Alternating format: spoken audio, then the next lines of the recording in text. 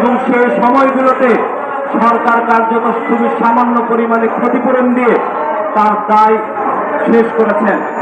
বাংলাদেশে নতুনভাবে 5 আগস্টের পরে যে নতুন রাজনৈতিক সম্ভাবনা তৈরি হয়েছে, সেই সম্ভাবনায় বাংলাদেশের সকল শ্রমিকের জন্য কিভাবে আমরা নিরাপদ কর্মপরিবেশ নিশ্চিত করতে পারি, গণতান্ত্রিক শ্রম আইন, একই সাথে আপনারা দেখেছেন ঈদের ঈদুল আজহার রাত থেকে শ্রমিকেরা তাদের করবেন, তারা যাতে বাংলাদেশে সাংবিধানিকভাবে শিক্ষাকে বাধ্যতামূলক করা হয়।